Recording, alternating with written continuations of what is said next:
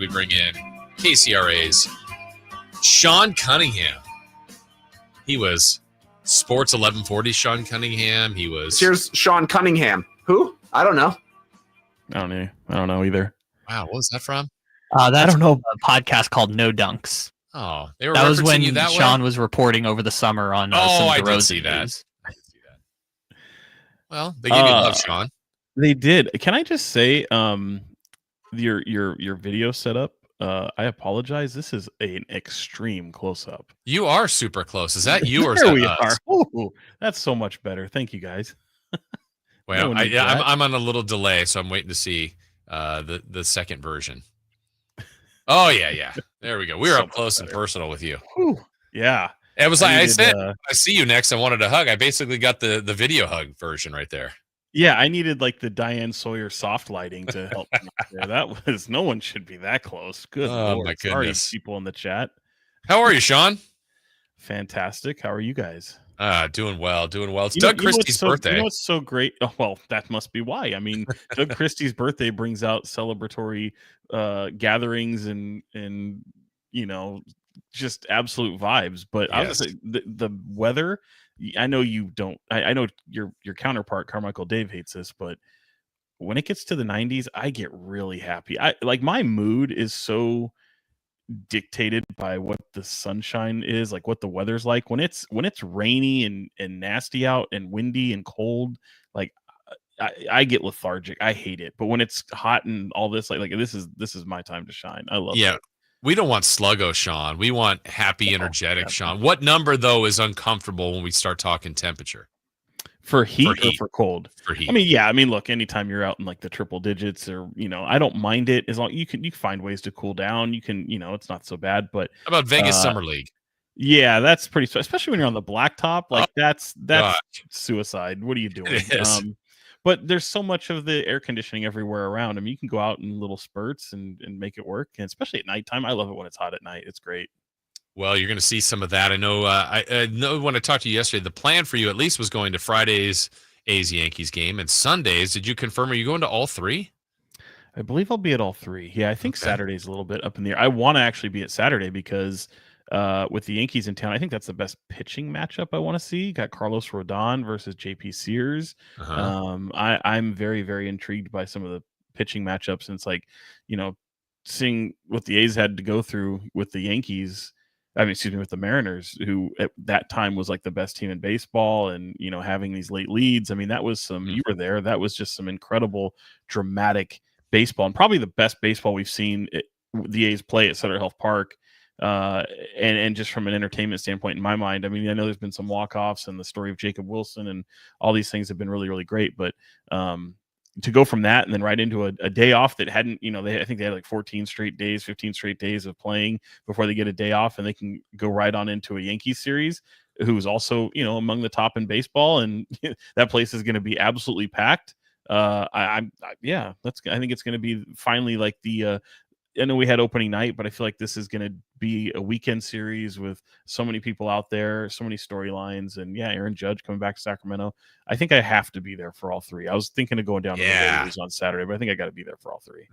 You're making the right choice. As we're talking with Sean Cunningham from KCRA Channel 3.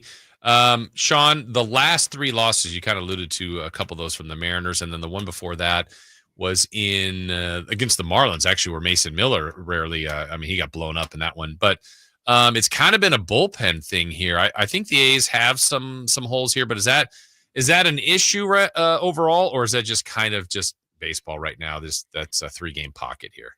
I think it's a little bit of both, because especially for them, I mean, their bullpen has been so worked. I mean, they've had so many games where they've had to go deep into it. They finally give Mason Miller a day off, and then Tyler Ferguson has to give it up in the ninth. And I think that was his like 4th or 5th straight appearance in a game. He wanted the ball. He tells Kotze, I want to go out there, and Kotze, he's going to favor the player in that situation, and it didn't work out in the 9th inning of all things, and he's going out for a close situation, and it just didn't work. And so it's baseball at the end of the day, but I mean, just this is I do have concerns about the bullpen, but I also think that they've had some really great performances. I mean, Ferguson's been really good. Mason Miller's obviously an all-star closer. These guys have come in and really done a nice job of being able to kind of turn their fortunes around. Because I mean, he had like an early season kind of stumble. Some of the stuff at home had been a little gnarly. They give up so many home runs, but they really kind of found a groove there. And here they are among the top. And I think the Mariners and the A's are just going to be staring at each other, really, maybe within 5 games of each other, one way or the other. I think they're 2 right now. I mean, it's so early to look at the standings, but I just think the Mariners and the A's are just going to be staring at each other atop the division.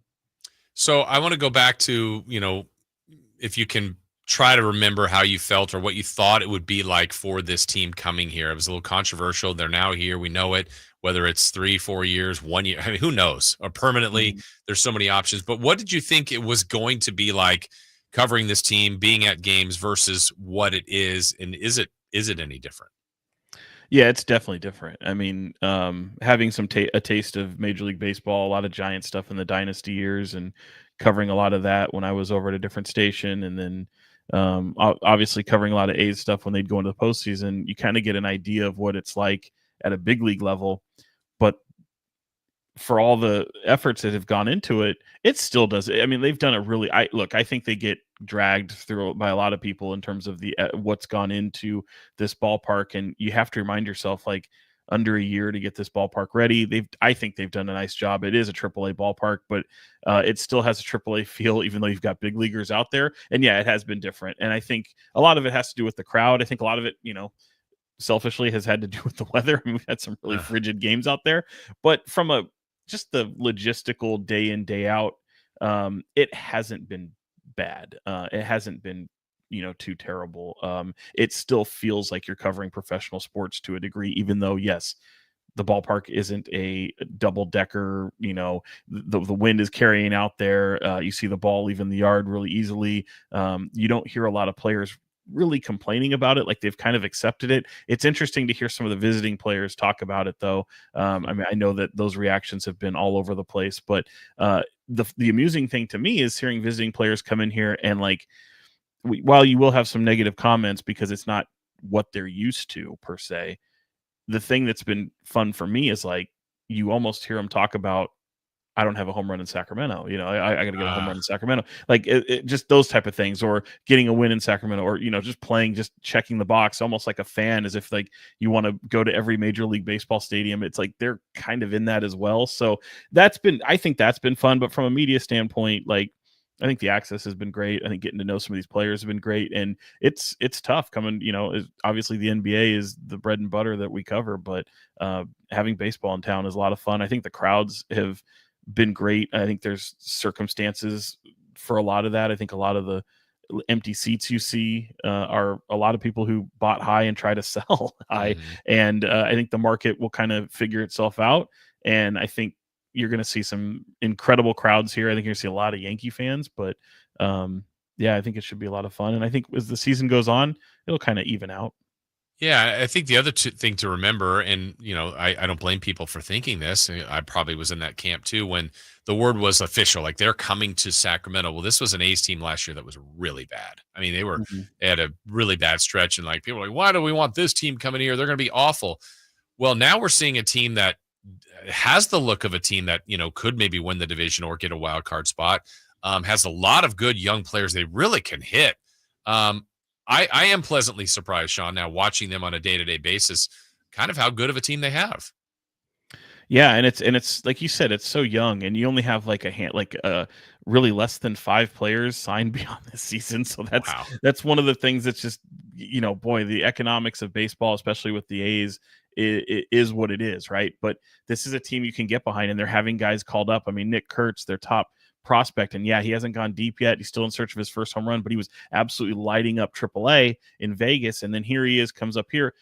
Yeah, it's going to be a little bit of an adjustment, but he's still getting hits. Like, he's still coming up with some timely hits. I think they're going to be patient with him. And then, yeah, you got Gunnar Hoglund, another arm to put right into the starting rotation, and he comes out and I think has 2 brilliant outings. I know the last one was a no decision here against the Mariners, and but I think there's a lot of positive signs there. But yeah, you look at what Jacob Wilson is doing. it's a lot of fun. And these are all three rookies you don't really see production like that from other teams. And if you do, they're typically not atop the division or near the top of the division. So that part's been fun. And I know you were talking about the media thing. I feel like I just have to say it too, because like there's a lot of attention on that shed that they built that we do. And I chuckle because I think of SNL and Will Ferrell every time I reference the shed. But we're interviewing Mark Kotze, and you can hear motorcycles go by, and you can hear, maybe some sirens, whatever. You can certainly hear cars outside. It's unique. I mean, it's definitely unique to Sacramento. But I will remind people, like, for as interesting and unique as that is to Sacramento, like the Coliseum, man, I feel like people who are chipping away, oh, why could you do this in a shed, blah, blah, blah, blah. Like, at the Coliseum, he was in like a broom closet. Right. And so the shed actually holds more people. They've got, like it's just not the same. Certainly the clubhouse, once the Raiders had moved at the Coliseum, the A's moved into the old Raiders locker room. And so their clubhouse is much, much bigger than what they had when they shared the Coliseum. So I might give the nod to the Coliseum in that regard in terms of space, but the clubhouse has been good. The amenities have been fine. It's still a work in progress. There's a lot to be done there, but I like what I've seen. If this team can make the postseason in whatever version, if that's a wild card or if that's a winning the division, I know that it's kind of been stated early on from the league, and there's been so much reporting and maybe misreporting or just kind of ambiguous reporting about this, but like threats that they wouldn't play in Sacramento. I don't even know what's going to happen there. Do you have any read on that if they were to get to the postseason?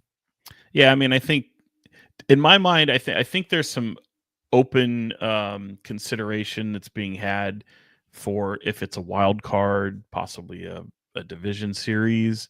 I think a wild card is the one that gets most consideration for remaining in Sacramento, but the facility can't hold that type of crowd. I mean, even logistically. Are they worried more crowd or media? Well, no, it's the crowd being from a like the league. You've got the broadcast. You have so many TV trucks that have to come in. They've got if you're driving down the street outside the ballpark in West Sacramento and you just look across the street, there's a major tent there, and that tent has 2 TV trucks out there, and that's basically where your broadcast is being run out of. So yeah, I mean, reminding everybody it's still a minor league facility, and some of those league events will require more amenities than what this ballpark can currently offer. So it makes sense. It's just a unique situation. I think it kind of sucks, but it makes sense because you don't have a quick fix. You can't use a lot of the quick fix things for something of that scale and magnitude. I mean, obviously it's been well documented that first game here in Sacramento, broadcast going off the air, both on radio. Right. I mean, there was some growing pains, internet not being strong. I mean, there was some, that's opening night jitters, right? Well, you can't have, and a lot of those have been corrected, but then you bring in all that other bandwidth and things like that nature of a major event, and it could really limit the resources that they have at Sutter Health Park. So yeah, I think there might be some consideration for something early, but certainly if it gets to an NLC, a championship series, right, even a World Series, there's no chance that would stay in Sacramento. Talking with Sean Cunningham from KCRA. Sean, if you're looking ahead, then if this season keeps going as it is, where the A's have done a nice job, gotten over 500 and battling, like you said, you can see them going eye to eye here with Seattle. Do you think they become active like at the trade deadline? This is a team that's kind of been on the other side, penny pinching and so forth. Now they've spent some money to get above the floor before, and then getting Severino and other guys. But do you think they become a team that's a little more aggressive in trying to boost their roster? I think that remains to be seen, because we've seen things from this A's group that we haven't seen before. Them spending money in the offseason. I mean, you've got the extension to Butler and Rooker and bringing in an arm like Severino, a big name, big contract. So I think you have to. I think you're kind of pot committed at that point. You would need to certainly do your due diligence and find something that could be a game changer, especially if you're competitive or you're within 5 of the top of the division. I just think you have to.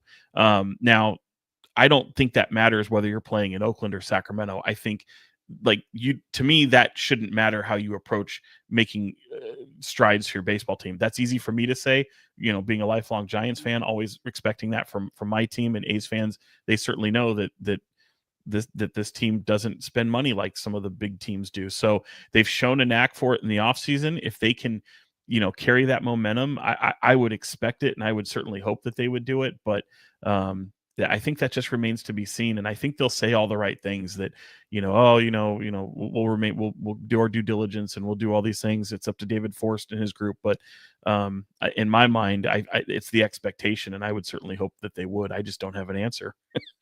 Well, you'd be a good one for this one, just kind of the historical perspective of sports in Sacramento. You and I both been around a long time. You've covered so many things.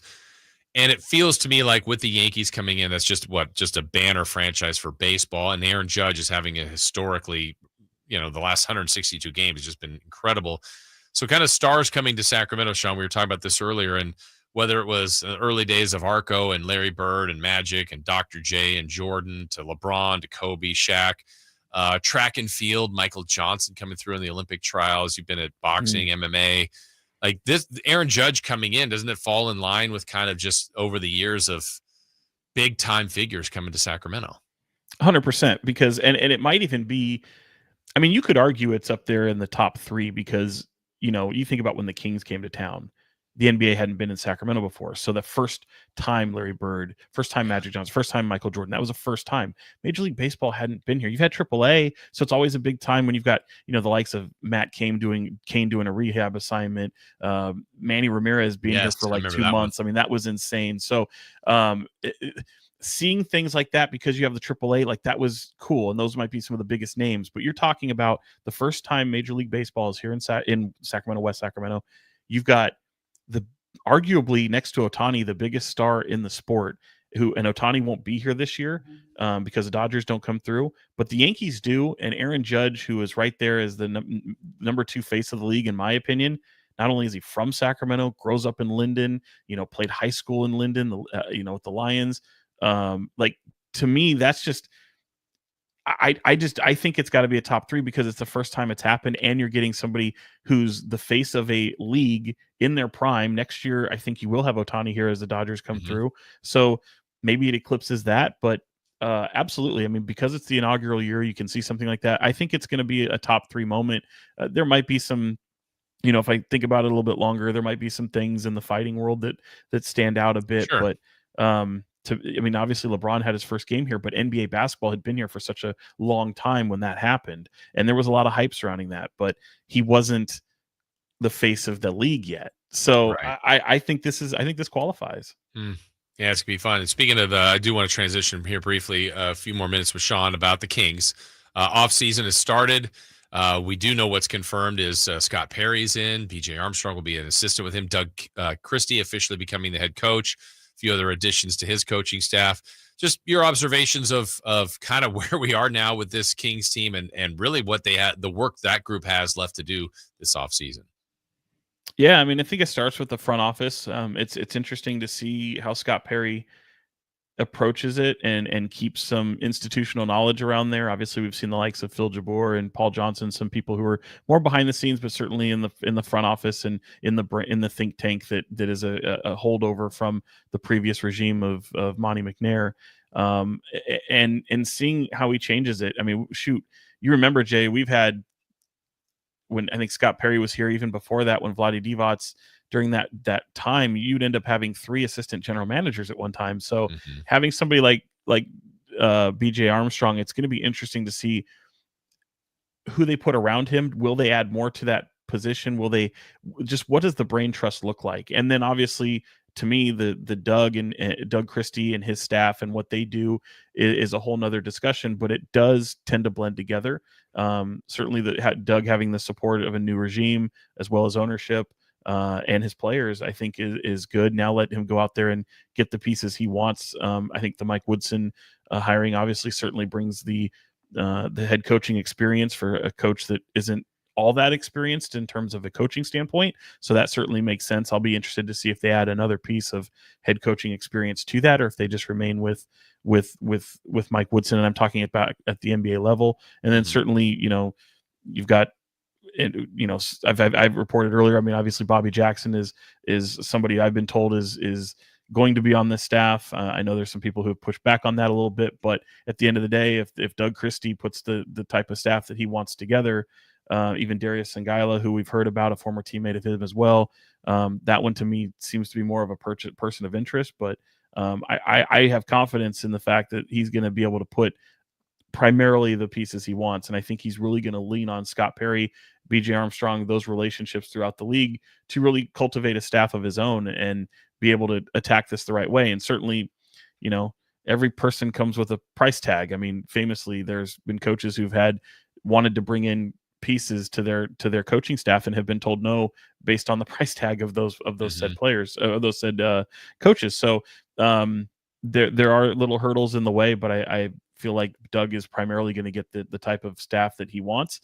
And I'm just really interested to see how really Scott Perry fills up this front office, because I don't think either way, to me, it wouldn't surprise anybody. He comes in here, I was like, I'm going to clean house. I'm going to bring in my own people, and here it is. And certainly, I've been in the building once since the season, or since the press conference of Doug Christie with Scott Perry for a pre-draft workout. That's things that hadn't happened under Monty McNair and Wes Wilcox. They didn't open those up, so those are now opened up. We're able to see them. See a portion of them. We're not able to show you guys, but we're able to even talk to these people. And you're looking around the gym, and yeah, there's a lot of new faces around there. So getting to learn all those new faces, interacting with some of the old pieces as well, and seeing if some of those old pieces remain after the draft will be really interesting as they go into the summer. Yeah, a lot of work ahead for that front office group, that's for sure. Well, Sean, we always appreciate catching up with you. I know we will do that more often here, and certainly look forward to seeing some A's and Yankees baseball this weekend. Enjoy that out there, and then enjoy your weekend. I will. You too, Jay. You stay out of the sun, okay? I'm going to try. And if so, your little perch, sunscreen. you've got some shade. I like that. Yeah, exactly. I'm protected. Yeah. Well, enjoy yourself. Thanks again, Sean. We'll talk to you soon. You got it, buddy. Thanks.